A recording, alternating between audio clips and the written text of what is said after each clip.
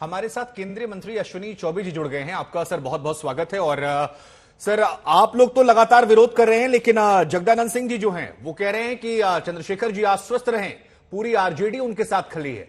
हालांकि जेडीयू जो है वो आज रामचरितमानस लेकर निकली, अलग अलग जगह विरोध उन्होंने किया, लेकिन इस पूरे प्रकरण को कैसे देख रहे हैं और जगदानंद सिंह जी के बयानों को कैसे देख रहे हैं, क्योंकि वो भी वही व्यक्ति है जिन्होंने कुछ दिन पहले कहा था कि नफरत की जमीन पर मंदिर बनाया गया था।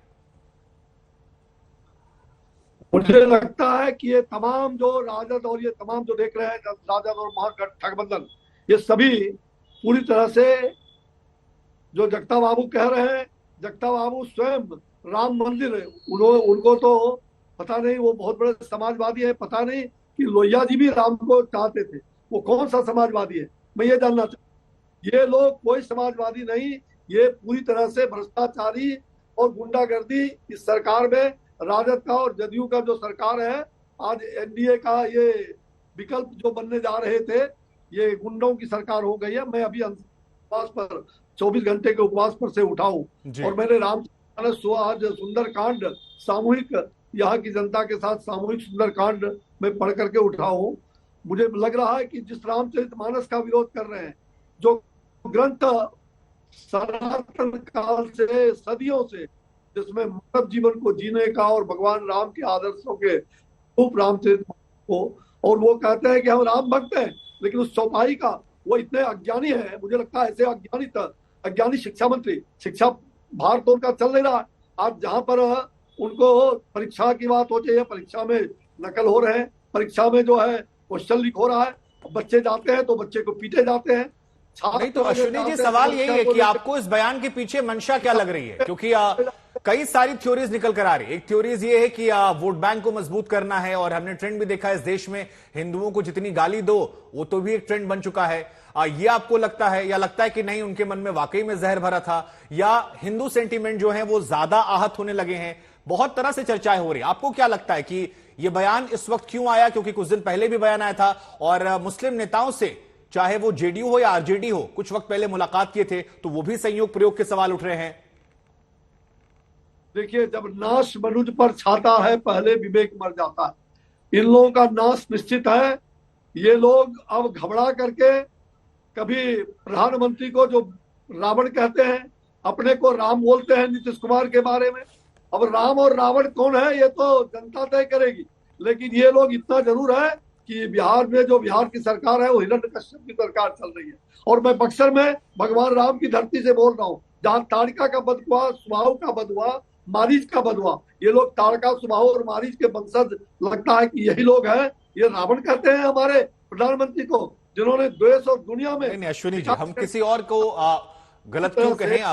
हम कोशिश करते हैं कि हम सवालों पर रहते हैं। अब सर, एक सवाल एक मन में और आता है, और ये सवाल बहुत सारे लोग पूछते हैं कि क्या हिंदुओं को या हिंदू धर्म से जुड़ी चीजों को टारगेट करना आसान है? उन पर आप टिप्पणी कर लें तो कोई खतरा भी नहीं रहता है, और आप कुछ भी बोल सकते हैं, बाद में रफा दफा हो जाता है मामला। वहीं आप दूसरे धर्मों पर बोलते हैं तो कई बार बड़ी मुसीबत आती है, आपको छिपना पड़ता है। तो आपको लगता है कि ऐसा है, या फिर हिंदुओं की आस्था इन दिनों को ज्यादा आहत हो रही है? भाई देखिए, सनातन शाश्वत है भारत। भारत हिंदू, हिंदुस्तान जिसको कहते हैं, हिंदुस्तान ही हिंदुस्तान है। लेकिन आज जो कुछ ऐसे लोग, ऐसे दल के लोग, यही लोग जो चाहते हैं कि जातियों को लड़ाना, जो चाहते हैं कि आपस में विभेद पैदा करना, वोट बैंक की राजनीति करने वाले, ये लोग भ्रष्टाचार से हाथ मिला सकते हैं, ये लोग वंशवाद से हाथ मिला सकते हैं, लेकिन राष्ट्रवाद, सांस्कृतिक राष्ट्रवाद इनको बड़ा जहरीला लगता है। जो राष्ट्रवाद है उस पर चलो, जो समाजवाद है, लोहिया जी के समाजवाद में कहा कौन रामायण जलाने का? ये लोग तो रामायण, लालू जी रामायण और गीता और महाभारत जला रहे थे और घर में पूजा कर रहे थे, पूजा करवा रहे थे, संकल्प लिए हुए थे। ये पूरे के पूरे, ये सारे के सारे लोग पूरी तरह से नटवर लाल हैं। इनका कोई मुद्दा नहीं है। मुद्दा केवल एक यही है कि कैसे सनातन धर्मावलंबियों को अपमानित किया जाए, कैसे हिंदू सनातन धर्मावलंबियों को गाली दिया जाए। ये सारे के सारे लोग आज इसी मुद्दे पर डटे हुए हैं, और इनको विकास से कोई नीतीश कुमार जी की भूमिका कैसे देख रहे हैं सर? क्योंकि ललन सिंह तो कह रहे हैं कि गेंद जो है वो आरजेडी के पाले में है, हालांकि मुख्यमंत्री नीतीश कुमार हैं, उन्हीं की कैबिनेट में मंत्री अभी भी वो बरकरार हैं। तो फिर नीतीश जी की भूमिका कैसे देख रहे हैं आप? क्योंकि आरजेडी को लेकर जेडीयू ने विरोध तो किया है, आज वो भी रामचरितमानस पढ़ रहे थे आपकी तरह। भाई नीतीश जी आज के डेट में पलटू राम बने हुए हैं। वो यात्रा कर रहे हैं अभी, पूरा बिहार जल रहा है, किसान यहाँ मर रहे हैं, लाठियां लग रही हैं। आज मेरे ऊपर हमले बाहर से गुंडों ने किया, उनके सत्ताधारियों के गुंडों ने। इनको उसकी कोई चिंता नहीं है देश के लिए, किसान बिहार के लिए। बिहार जल रहा है और ठीक कहा कि वो रोम जल रहा था और नीरो बांसुरी बजा रहे थे। ये लोग वही कर रहे हैं। आज पूरी तरह ये यात्रा पर निकले हैं, समाधान नहीं, ये पूरी तरह से बिहार को गिरवी रखने के लिए और बिहार में गुंडा राज स्थापित करने के लिए ये इनका यही एकमात्र मिशन है। अब ये बिहार में जंगल राज फिर से आ गया है, फिर से बिहार जंगल राज की ओर बढ़ चुका है। और जो हालात है नीतीश कुमार जी का, अब नीतीश कुमार जी कुछ चंद दिनों के मेहमान हैं और तो क्या इनको जनता नहीं, आप कह रहे हैं चंद दिनों के मेहमान हैं, लेकिन अगर सर ये हिंदू मुस्लिम या जातियों में बंटवारे को लेकर लड़ाई हो जाएगी तो मूल मुद्दे तो छिप जाएंगे। तो आपको लगता है कि ये किसको ज्यादा नुकसान कर जाएगा? ये पॉलिटिकल किया गया है या धार्मिक चोट पहुंचाई गई है? नहीं, ये धार्मिक उन्माद फैलाना चाहते हैं, सनातन धर्मावलंबियों को अपमान करना चाहते हैं। ये रामायण और रामचरितमानस और प्रधानमंत्री जैसे लोगों को तो इससे क्या हासिल होगा सर? ये धार्मिक उन्माद फैलाकर क्या मिलेगा उन्हें?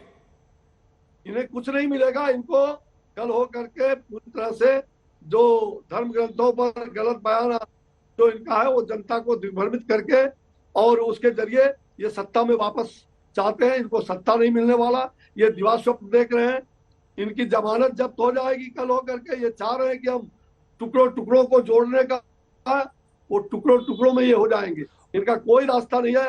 आज जनता विकास चाहती है, जनता अपने सांस्कृतिक चेतना को जगाना चाहती है, जनता राष्ट्रवाद को चाहती है।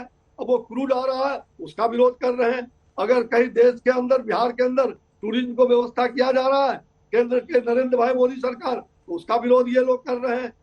ये जनता दल यू की जो सरकार और इनकी जो महागठबंधन की जो सरकार है, नीतीश कुमार और तपस्वी तेजस्वी यादव, ये कांग्रेस, इसने बिहार का पूरी तरह से खास्ता हाल कर दिया है। और आज अहिंसा की धरती, बुद्ध की धरती, चाणक्य और चंद्रगुप्त की धरती, महावीर की धरती पर हिंसा हो रही है। अब देखिए, आपने बौद्ध धर्म से लेकर तमाम चीजों का नाम ले लिया अश्विनी जी, तो मेरे मन में एक सवाल आ गया सर कि यही नालंदा में एक जमाने में खिलजी ने आग लगा दी थी, कई दिनों तक वहां पर आग लगी रही। तो ये लोग जो आज टारगेट करते हैं हिंदू धर्म को लेकर, एक सवाल बहुत सारे हिंदू धर्म सनातन परंपरा को मानने वाले पूछते हैं कि क्या हिंदुओं केवल टारगेट किया जाता है या बाकी धर्मों पर खामोशी होती है, और क्या इससे वोट बैंक का फायदा होता है इसीलिए ऐसा होता है, या फिर इसका दूसरा काउंटर आता है कि नहीं, अब हिंदुओं को ज्यादा बातें आहत होने लगी है और वो इसमें दोष बीजेपी का देते हैं कि बीजेपी ने वो माहौल बना दिया है कि छोटी छोटी बातों पर हिंदुओं को लगता है कि उनके साथ गलत हो रहा है।